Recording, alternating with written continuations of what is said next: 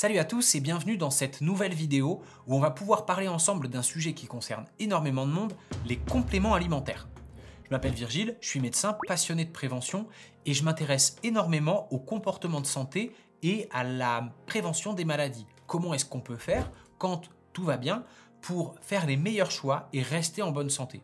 C'est des choses que j'aurais bien aimé apprendre à l'école et que je suis ravi de vous transmettre aujourd'hui par cette série de vidéos.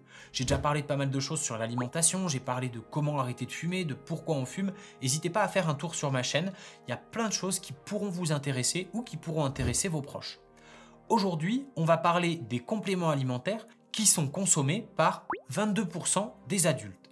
Un Français sur 5 consomme des compléments alimentaires. En moyenne, 4 mois par an, et la plupart du temps, sans raison médicale, sans prescription, juste parce qu'ils font la démarche tout seuls, parce qu'ils pensent que c'est bien, ou parce que le marketing leur a fait croire que c'était bien, que c'était important, que c'était crucial. Ils y dépensent pas mal d'argent, et parfois c'est pas si utile que ça. Et peut-être que leur argent pourrait être mieux dépensé ailleurs, peut-être que votre argent pourrait être mieux dépensé ailleurs. Mais peut-être que c'est bien. Ah, on est tiraillé. Aujourd'hui, on prend le temps, on pose tranquillement les choses, et je vous explique un petit peu le vrai du faux, ce que la science a prouvé, et là où c'est utile de se complémenter. Ce qu'il faut savoir aussi, c'est que 46% des compléments alimentaires sont achetés sur Internet. Il y a quelques années, c'était majoritairement en pharmacie, et il faut faire très attention, puisque sur Internet, vous pouvez avoir des choses sourcées en France ou en Union européenne qui vont être approuvées et siglées par des contrôles stricts. Et puis, vous pouvez vous fournir sur des sites qui sont un petit peu plus douteux. Et on a eu, il n'y a pas si longtemps, des cas de scandale au Japon avec des consommateurs de levure de riz rouge qui sont morts après avoir consommé des compléments qui étaient un peu frauduleux. On a aussi, tout récemment, on tourne cette vidéo le 20 juillet, on a eu en début de semaine l'ANSES qui a tiré la sonnette d'alarme sur le cas de pratiquants de sport, 2 pratiquants qui sont décédés suite à la prise de compléments alimentaires. Il semblerait que c'est des compléments qu'ils avaient identifiés comme juste de la poudre de protéines et qui en réalité contenaient du clenbutérol, un stéroïde anabolisant, et de l'éphédrine, une amphétamine.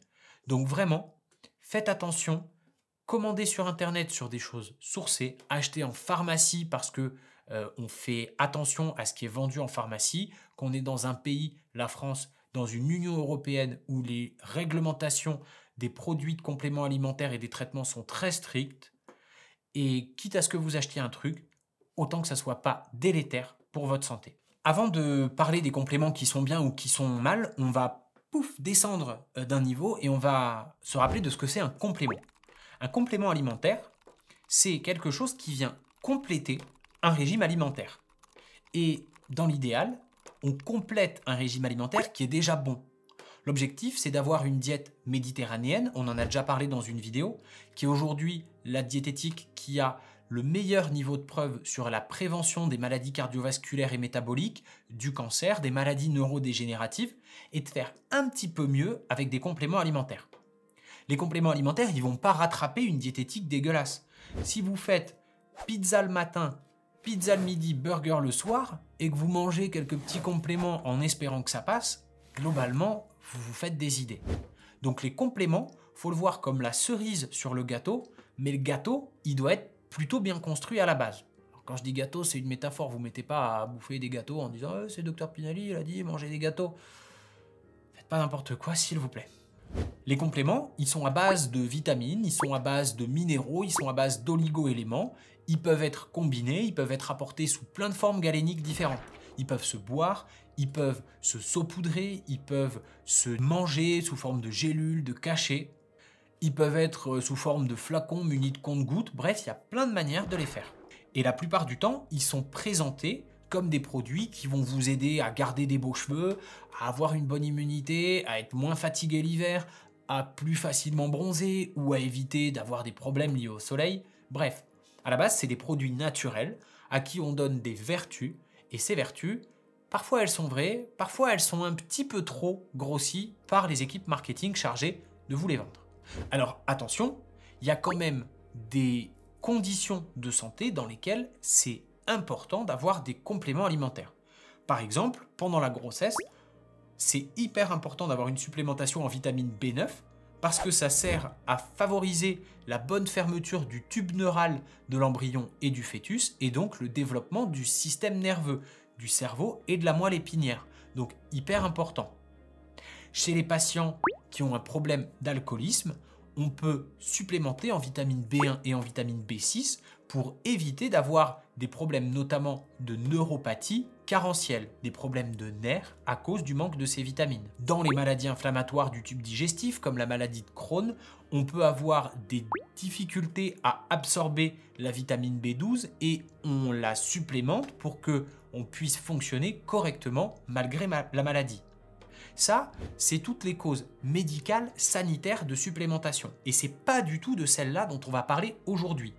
Celle dont on va parler, c'est vraiment celle qu'on vous vend comme des compléments bien-être, en vous expliquant que c'est vraiment très important, et où on espère qu'en échange d'une boîte de compléments, vous allez donner un chèque.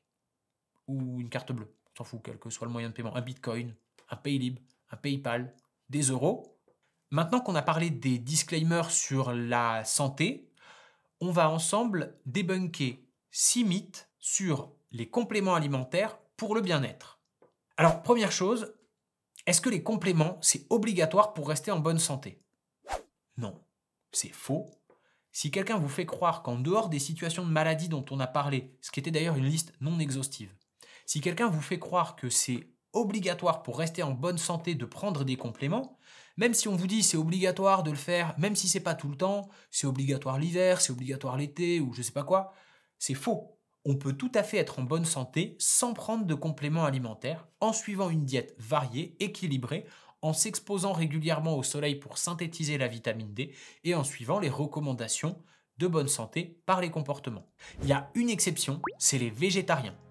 Si vous tenez une diète végétarienne, on vous conseille de vous supplémenter en vitamine B12 parce que les protéines animales, c'est une chose, mais les vitamines médiées par la consommation de viande, c'en est une autre. Et si vous pouvez facilement consommer assez de protéines avec du végétarien, c'est beaucoup plus difficile d'avoir des niveaux de vitamine B12 suffisants.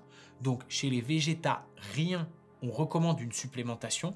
Chez les végétaliens, les gens qui ne consomment aucun produit d'origine animale, elle est obligatoire si vous voulez rester en bonne santé. Deuxièmement, les compléments alimentaires naturels sont toujours plus sûrs que les compléments chimiques. Là aussi, c'est faux. Les compléments alimentaires qui sont créés en laboratoire peuvent tout à fait être faits avec des choses non dangereuses. C'est pas parce que vous prenez quelque chose qui vient de la nature que c'est forcément meilleur. Par exemple, l'amanite phalloïde bio, elle reste mortelle. Le curare super bien sourcé et éco-responsable, ça reste du curare et je vous déconseille d'en prendre.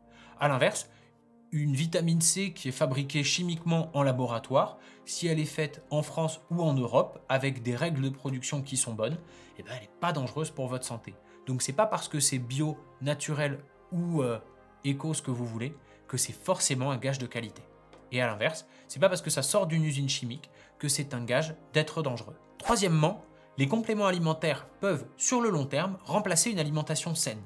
Ça, c'est faux et archi faux. Sur le long terme, c'est une connerie. Sur le court terme, ça peut. Par exemple, vous décidez d'aller faire une rando pendant une semaine, 2 semaines, sac à dos, et puis c'est difficile d'emmener des produits frais, vous décidez de vous supplémenter avec des vitamines en comprimé. Ça, c'est une très bonne idée et ça marche bien parce que vous le faites pendant 15 jours.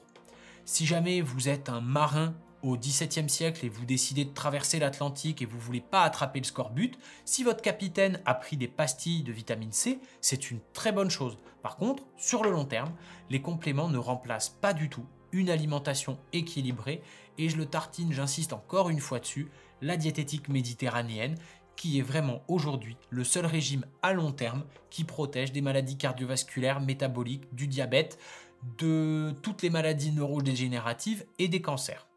Alors quand je dis protège, ça diminue le risque, évidemment.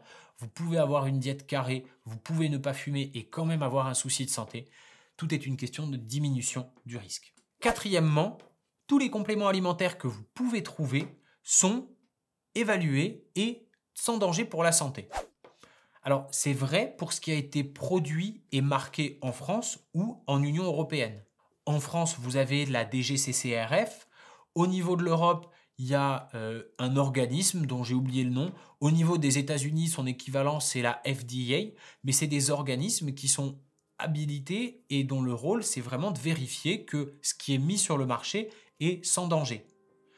Dès qu'on s'éloigne de ces pays de production, c'est vite le Far West. Et si vous achetez sur Internet, notamment sur des trucs un peu low cost, un peu douteux, vous pouvez vous retrouver avec des compléments alimentaires qui sont remplis de produits dangereux. Donc, ce n'est pas forcément bien évalué et faites attention à où vous les achetez. Cinquièmement, les compléments alimentaires peuvent guérir des maladies. Alors, c'est partiellement vrai.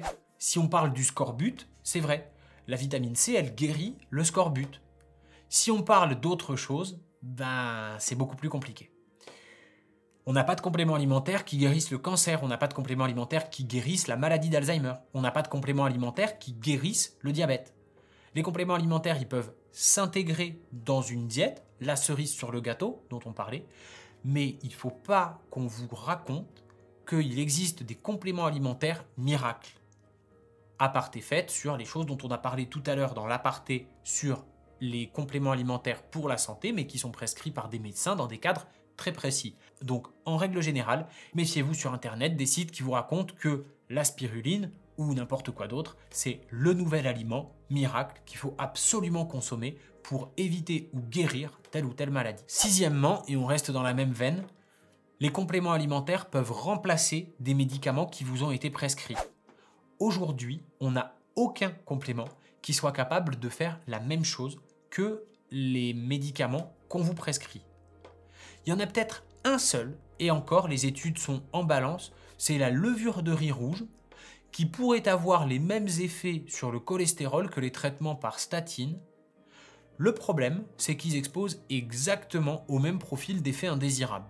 Donc finalement, entre les deux, mon cœur balance. Exception faite de cette hypothèse qui doit encore être confirmée, il n'y a aucun complément qui peut remplacer un médicament qu'on vous a prescrit. Et méfiez-vous encore une fois des discours miracles qu'on vous vend. Pas qu'on vous donne, qu'on vous vend. Il y a toujours derrière un vendeur de compléments, quelqu'un qui va vouloir récupérer en échange de votre détresse un petit peu de votre pognon. Voilà, on vient de débunker ensemble 6 mythes fréquemment retrouvés sur les compléments alimentaires. Vous en savez un petit peu plus sur ce que c'est, à quoi ça sert, dans quelle situation il les faut et sur 6 bons gros bullshit qu'on vous raconte pour vous en vendre. On se retrouvera dans une prochaine vidéo pour analyser ensemble un site internet pris au hasard. Je vais taper complément alimentaire bien-être sur Google. Je ne prendrai pas le premier, je ne prendrai pas le dernier. Et puis on analysera l'intérieur et on verra ce qui est supporté par la science, ce qui est vraiment recommandé et puis ce qui est de l'ordre du marketo, bullshito, ce que vous voulez, pour vous vendre des trucs dont vous n'avez pas réellement besoin. D'ici là, vous avez les cartes en main pour faire les bons choix pour votre santé. Prenez soin de vous, à bientôt, ciao!